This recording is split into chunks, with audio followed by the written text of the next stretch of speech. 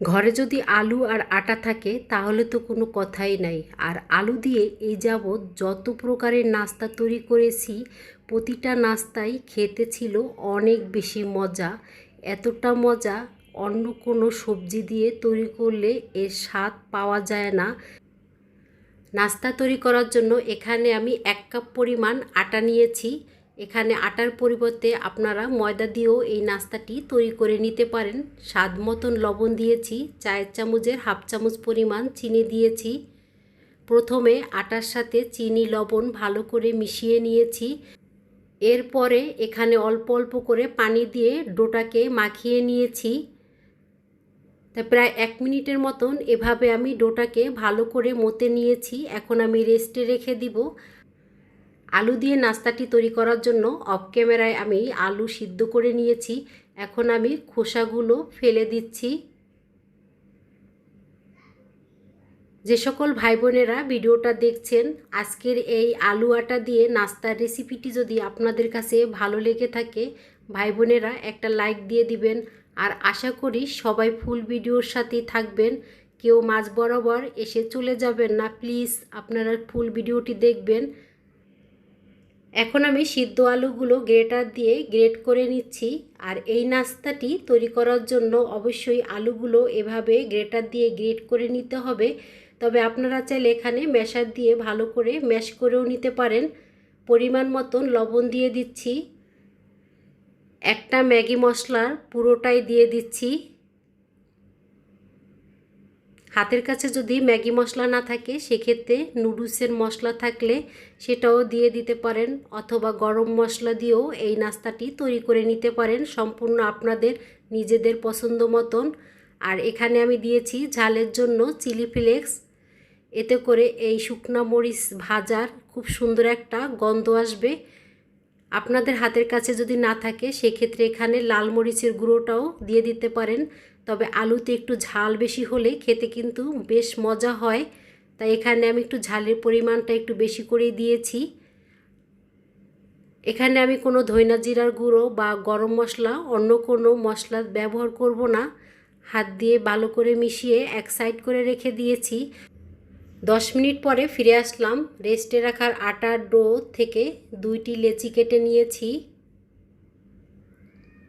তা বড় বড় করে 2টি লেচি কেটে নিয়েছি। এখন আমি একটা লেচি দিয়ে রুটি বেলে নিব। সামান্য পরিমাণ আটা ছিটিয়ে নিয়েছি। এখন আমি রুটি বানানোর ফিরাতে একটা লেচি নিব আর উপর দিয়ে আমি বেশি করে আটা ছিটিয়ে নিব। এতে করে রুটিটা খুব সুন্দরভাবে বেলা হবে আর ফিরার সাথে লেগে যাবে না। আর রুটিটা আমি একদম বড় করে বেলে নিব। আর এই জন্য আমি লেচিটা বড় করে কেটেছি। আর দেখতেই পাচ্ছেন ভাই বোনেরা, রুটিটা কিন্তু আমি বড় করে বেলেছি, ফিরার সাইড থেকে কিন্তু ঝুলে পড়েছে। সিদ্ধ আলু দিয়ে হাতে মেখে যে পুর বানিয়ে রেখে দিয়েছিলাম সেখান থেকে আমি অর্ধেক নিয়েছি আর বাকি অর্ধেক রেখে দিয়েছি আরেকটা নাস্তা তৈরি করার জন্য। তা এভাবে আমি হাত দিয়ে সব সাইডে সরিয়ে নিচ্ছি। আর একদম সব সাইডেই সরিয়ে নিয়েছি, কিন্তু সাইড থেকে কিছু অংশ একটু ফাঁকা রেখেছি। এখন আমি রুটির এক সাইড থেকে ধরে এভাবে রোল আকার করে ঘুরিয়ে নিব। আর এই নাস্তাটি তৈরি করা কিন্তু অনেক সহজ।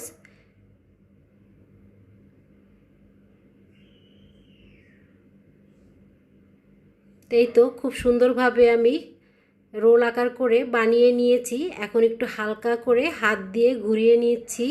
এর ফলে মাঝ বরাবর যে একটু মোটা আছে সেটা কিন্তু সব সাইডে সমানভাবে হয়ে গেছে। আর ছোট ছোট করে লেচি আকারে কেটে নিব। এখানে আমি একদম বড় করে লেচিগুলো কাটবো না, আমি আমার পছন্দ মতন করে কেটে নিচ্ছি। আপনারা চাইলে এই নাস্তাটা আপনাদের পছন্দ মতন করে কেটে নিতে পারেন, একটু বড় করেও কেটে নিতে পারেন। তবে আমি একটু ছোট ছোট করেই তৈরি করছি। আর এভাবে একটু হাত দিয়ে সব সাইড ছড়িয়ে দিচ্ছি। এর ফলে কিন্তু আলুর যে পুরটা আছে সেই পুরটা কিন্তু দেখা যাচ্ছে।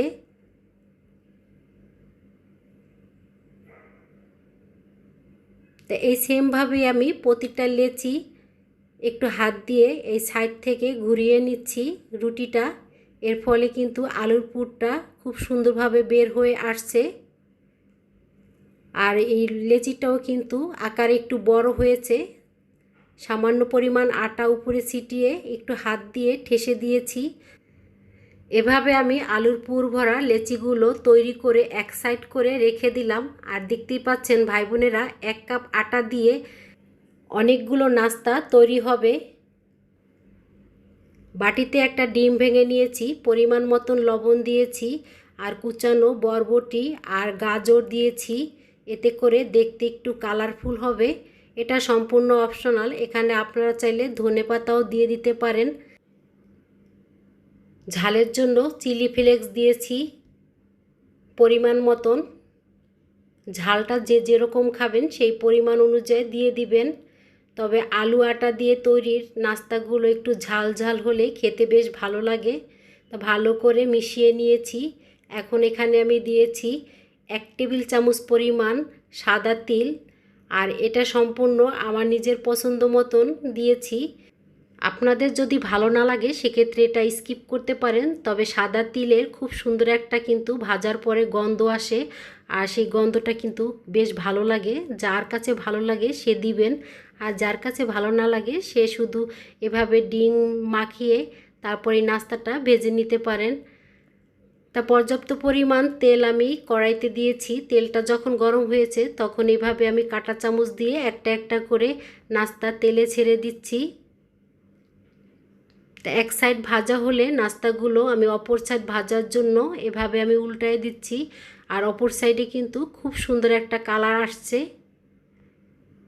আর এখানে যেহেতু ডিম আছে, আর ডিমটা কিন্তু উপর সাইডটা খুব দ্রুত কিন্তু কালার আসে, সেজন্য চুলার আঁচটা একটু লোতে রেখে এই নাস্তাগুলো ভেজে নিতে হবে। সেক্ষেত্রে দেখা যায় ভিতরে যে আটাটা রুটি আছে সেটা কিন্তু খুব সুন্দরভাবে ভাজা হবে আর খেতেও দারুণ হবে।